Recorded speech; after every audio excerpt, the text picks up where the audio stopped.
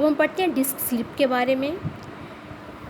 Disc slip का मतलब है जो इंटरवर्टिब्रल डिस्क है उसका अपनी जगह से स्लिप हो जाना।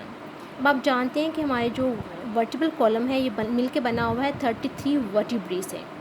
इन वर्टिब्री के दरमियान में कार्टिलेज पाई जाती है जो इनको आपस में जॉइन करती है, ये जॉइंट बनाती है। इस कार्टिलेज को या उस जॉइंट को हम कहते हैं इंटरवर्टिब्रल डिस्क। ये जो इंटरवर्टिब्रल डिस्क है ये कुशन की तरह काम करती है, यानी कि ये हमारी जो रीढ़ की हड्डी है, ये हमारी बॉडी है, उसको शॉक लगने से या झटका लगने से बचाती है। कैसे बनी होती है इंटरवर्टिब्रल डिस्क? ये कंपोज होती है an inner semi fluid nucleus pulposus, जो कि एक रबर बॉल की तरह एक्ट करता है और डिस्क को इलास्टिसिटी प्रोवाइड करता है, इनकम्प्रेसिबिलिटी प्रोवाइड करता है।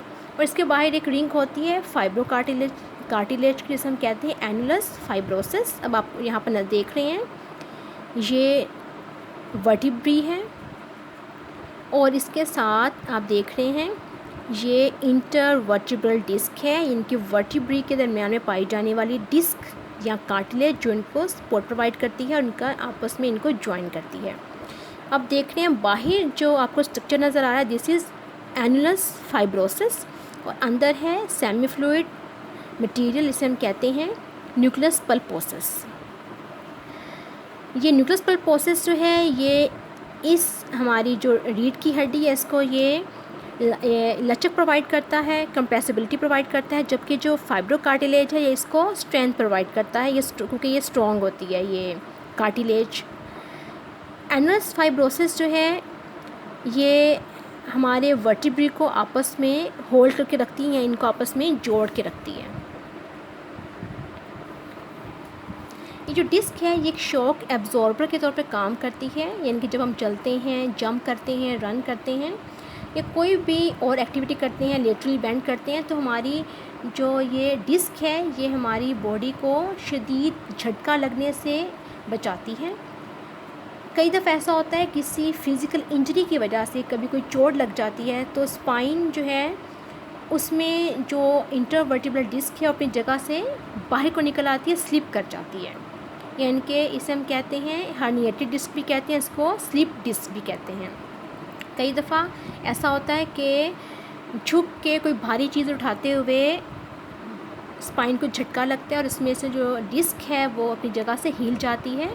ये जो स्लिप डिस्क है ये क्या करती है, ये इसमें होता है कि स्लिप कैसे करती है कि इसमें जो एनुलस फाइब्रोसिस होता है ये रप्चर हो जाता है, उसमें से न्यूक्लियस पल्पोसिस बाहर को निकल आती है, और जो न्यूक्लियस पल्पोसिस जब बाहर को निकलती है तो इस अपने जो पास मौजूद स्पाइनल कॉर्ड है या स्पाइनल नर्व्स हैं ये उन पे जो है ज़ोर डालती है, इनको प्रेस करती है, जिसके नतीजे में सीवियर पेन जो है बॉडी में होती है, और इवन जो वहाँ पर मौजूद न्यूरॉन्स होती है, नर्वस स्ट्रक्चर होता है, वो भी इससे डिस्ट्रॉय हो जाता है। डिस्क स्लिप को ट्रीट किया जाता है विद बेड रेस्ट ट्रैक्शन में क्या होता है, यानी कि उसको दोबारा अपनी जगह पर लाया जाता है, पुल किया जाता है ताकि उस पर जो नर्व्स हैं उन पर जो प्रेशर है उसको रिलीज़ किया जाए।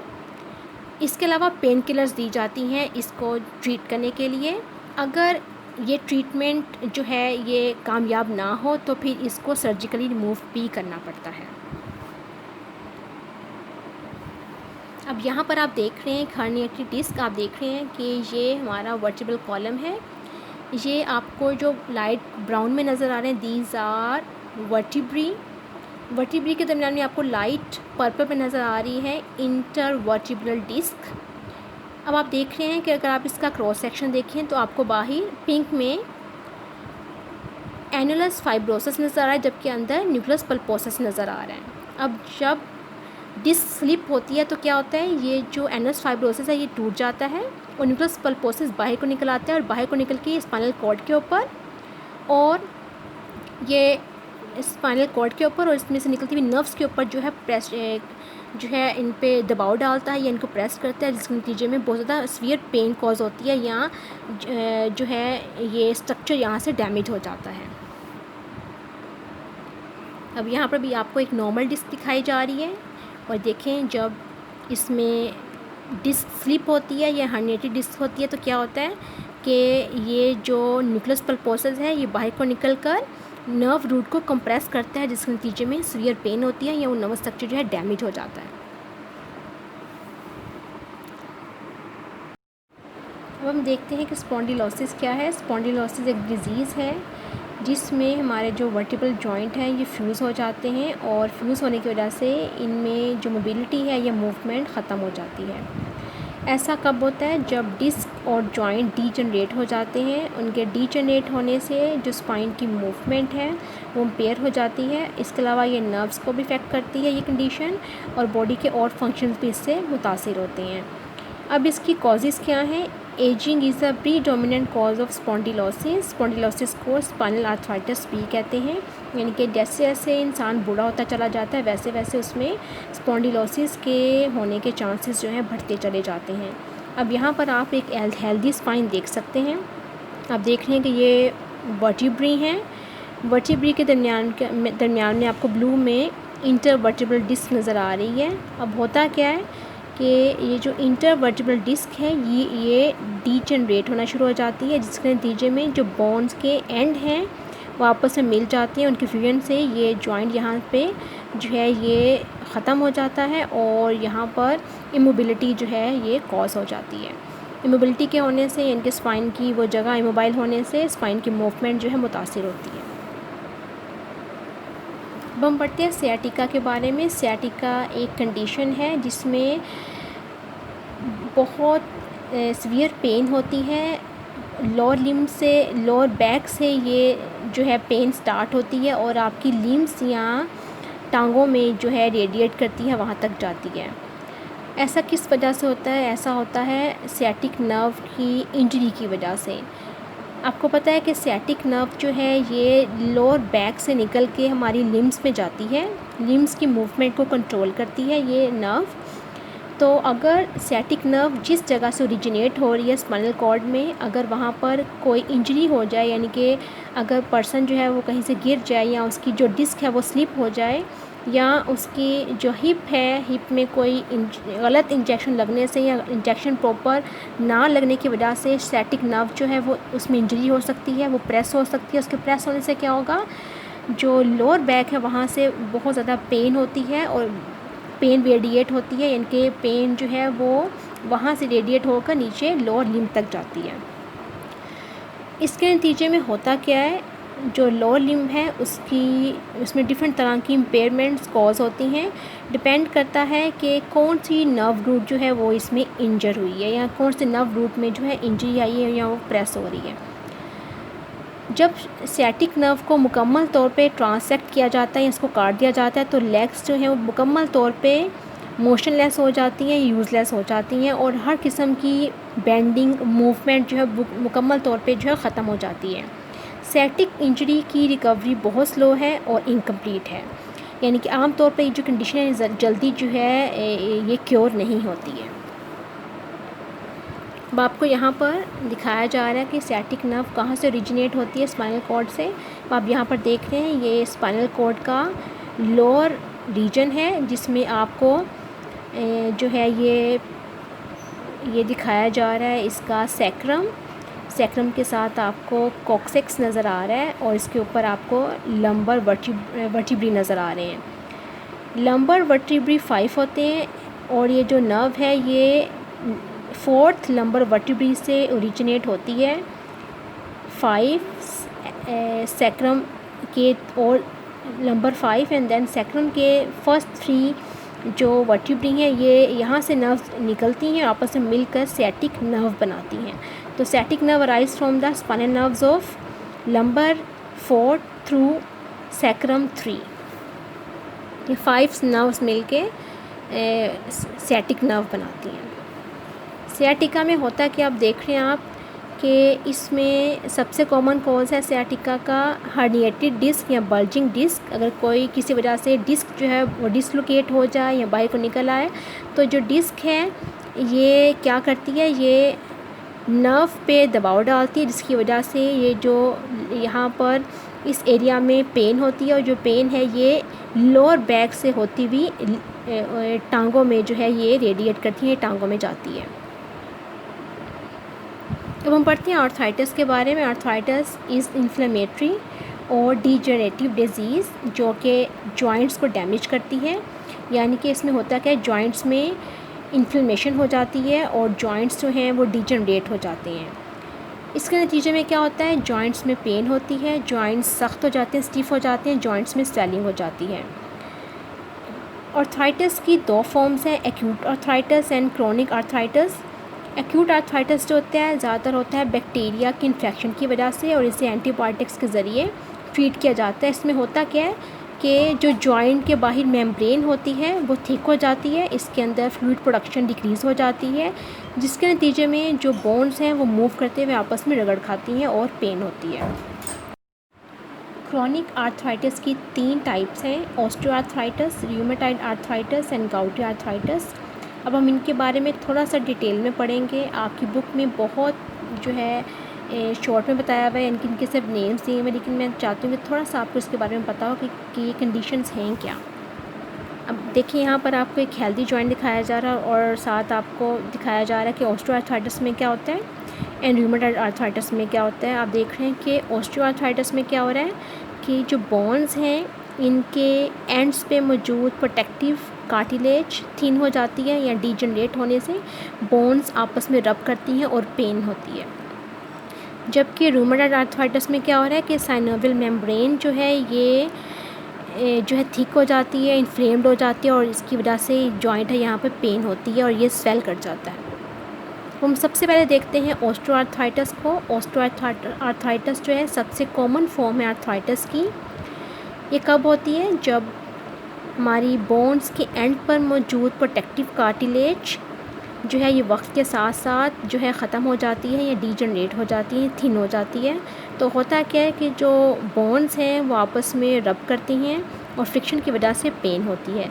ज़्यादातर ये डिसऑर्डर जो है हमारे हैंड्स, नीज़, हिप्स और स्पाइन के जॉइंट्स को अफेक्ट करता है।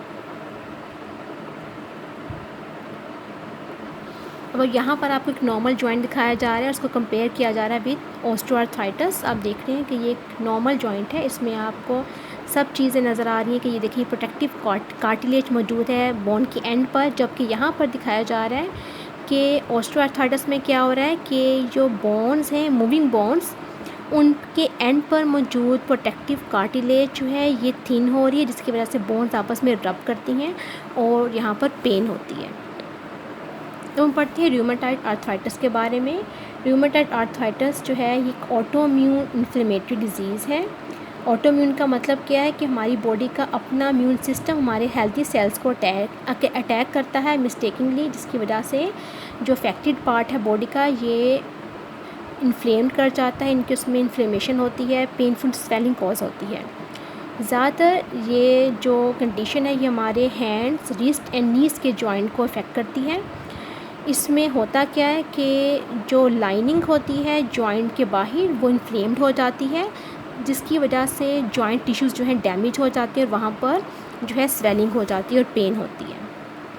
अब यहाँ पर आपको दिखाया जा रहा है कि रूमेटॉइड आर्थराइटिस में हो क्या रहा है। अब देखिए यहाँ पर आपको दिखाया जा रहा है कि ये जो बोन है, इन दोनों बोन्स के दरमियान में जो साइनोवियल फ्लूइड है इसके बाहर मौजूद साइनोवियल मेम्ब्रेन थिक हो रही है, जिसके नतीजे में यानी कि ये जो एरिया है यहाँ पर ये इन्फ्लेम्ड हो जाता है, स्वेल कर जाता है और इसमें पेन होती है।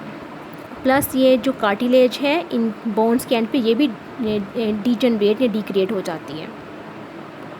तो हम पढ़ते हैं गाउटी आर्थराइटिस के बारे में। गाउट या इसको गंठिया भी कहते हैं। It is a form of arthritis जो कि यूरिक एसिड के एक्सेस होने की वजह से होता है बॉडी में। इसके जो सिम्टम्स हैं गाउट के, they are due to the formation of uric acid crystals in the joints. यानी कि इसमें होता क्या है कि जो यूरिक एसिड के क्रिस्टल्स हैं हमारे जॉइंट्स में जमा हो जाते हैं, जिसके नतीजे में जॉइंट्स जो हैं उनमें इन्फ्लेमेशन हो जाती है और बहुत ज़्यादा उनमें पेन होती है। ज़्यादातर ये जो कंडीशन है ये हमारे पाँव के अंगूठे में होती है, इनके हमारा जो पाँव का बिग टो है उसमें ये जो है ये कंडीशन ज़्यादा कॉज होती है। अब यहाँ पर आपको दिखाया जा रहा है पाँव।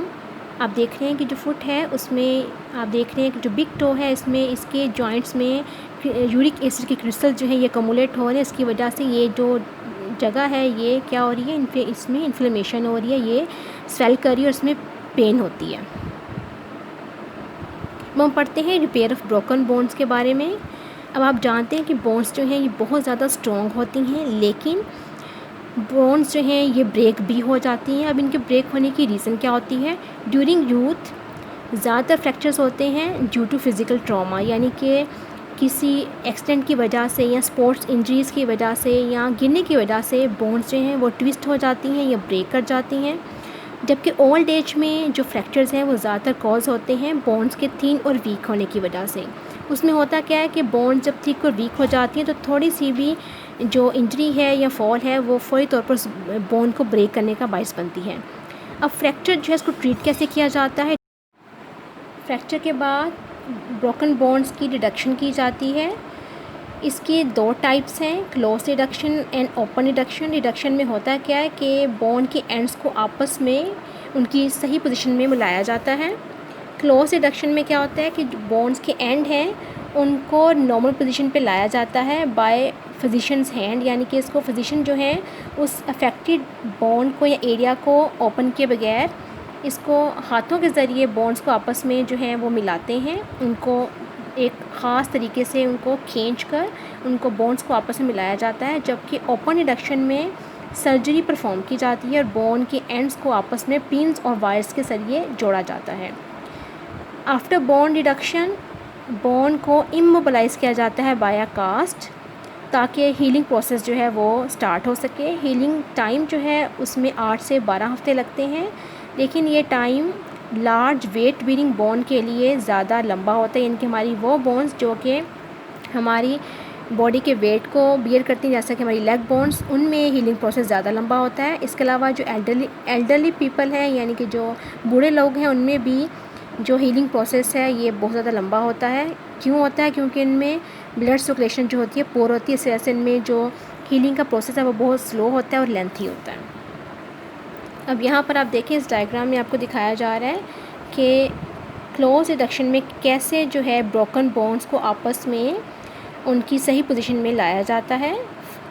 अब आप देखें यहाँ पर डिपेंड करता है कि कौन सी बोन डिसलोकेट हुई है, उनको आपस में डिफरेंट तरीक़ों से डिफरेंट डायरेक्शंस में उनको मूव करके आपस में बोन को मिलाया जाता है।